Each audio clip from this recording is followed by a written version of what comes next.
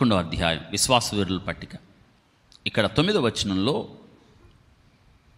విశ్వాసమును బట్టి అతడును అతనితో వాగ్దానమునకు సమాన వారసులైన ఇస్సాకు యాకోబు అనువారు గుడారముల్లో నివసించుచు. ఎక్కడ? ఎందుకు? అబ్రహాము ధనవంతుడు. ఎంత ధనవంతుడు అంటే తనతో ఉన్న లోతును కూడా తన నీడలోకి తీసుకున్నప్పుడు అంతగా దీవించబడ్డాడు. ఎంతగా అంటే వారు కలిసి వెల్దీ అండ్ రిచెస్ట్ అంత ధనవంతుడికి ఏమి లేదంట, ఇల్లు లేదు. ఏంలో ఉన్నాడు? ఎందుకు? సరిపోని ఆయన వదిలిపెట్టండి. ఆయన తర్వాత ఆయన కుమారుడు ఇస్సాకు కూడా ఇల్లు కట్టుకోవాలా. ఏం కట్టుకున్నాడు? పోయిన ఆయన వదిలిపెట్టండి. ఆ తర్వాత ఇంకొక ఆయన వచ్చాడు. ఆయన కూడా దేనిలో ఉన్నాడు? ఎందుకని? మీరు ఎప్పుడైనా నాకు ఇల్లు లేదే అని బాధపడ్డారా? నాకు వసతులు లేవే అని బాధపడ్డారా? ఇదిగో ప్రభు యొక్క శరీరం, ప్రభు యొక్క రక్తమును చూస్తున్నప్పుడు మీకేం తెలియాలి తెలుసా? మనం ఏం తెలియాలంటే ఏదో చెప్తున్నాడు. గుడారములో ఎందుకున్నారంటే గుడారము శాశ్వత నివాసాన్ని చూపించదు, అశాశ్వతం.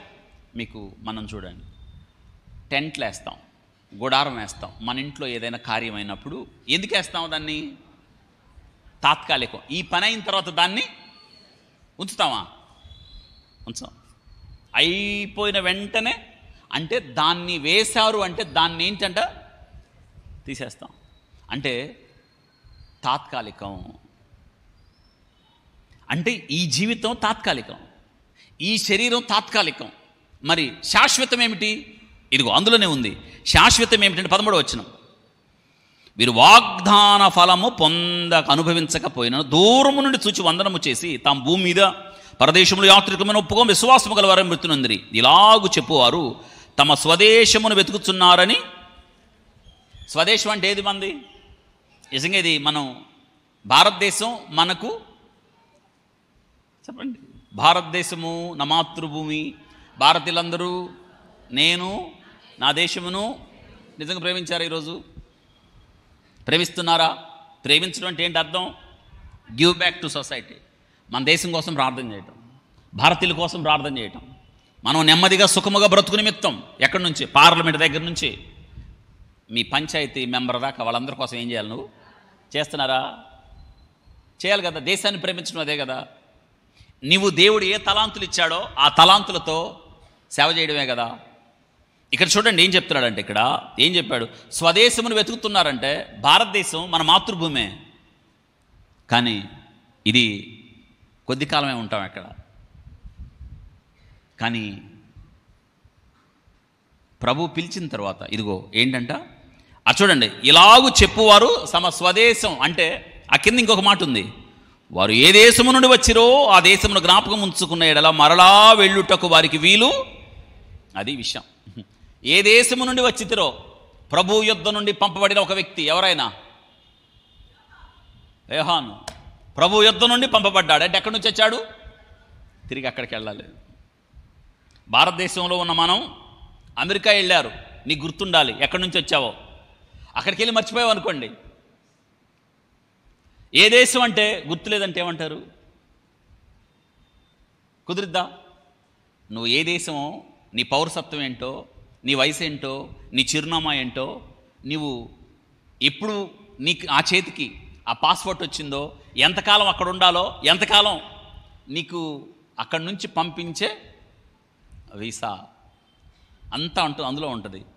అంటే ఇక్కడ గుర్తుపెట్టుకోండి, నువ్వు భారతదేశం నుంచి వెళ్ళినప్పుడు కొద్ది కాలం అక్కడ ఉన్న తర్వాత మళ్ళీ ఎక్కడికి రావాలి?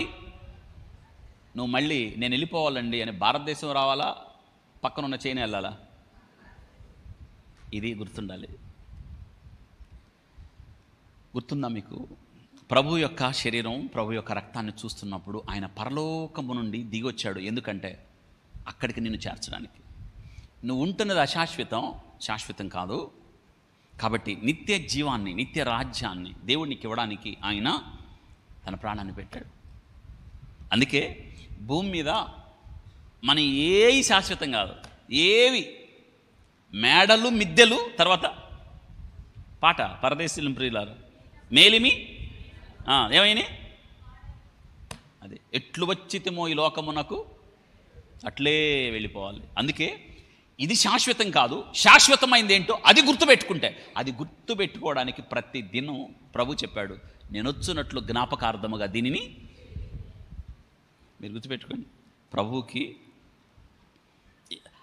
నేనంటాను, అబ్రహాము, ఇస్సాకు, యాకోబుల కన్నా గుడారాలు ఉన్నాయి, కానీ ప్రభువుకి అంతటా ఎవరింటికి వారు వెళ్ళిరి. యేసు ఒలీవల కొండకి వెళ్ళాను, అదే చూసారు, ఆయనకి ఇల్లు లేదు, ఏమీ లేదు. అశాశ్వతం. అవును, రైట్ ఫ్రమ్ క్రడల్, పశువుల పాక, మనం అనే పశువుల తొట్టి నుంచి, పశువుల తొట్టి ఆయనది కాదు, ఆయన్ని పెట్టిన సమాధి ఆయనది కాదు. చూసారా, ఏది ఆయన right from womb to tomb, ఏది కాదు, అంత శాశ్వతం, శాశ్వతమైంది.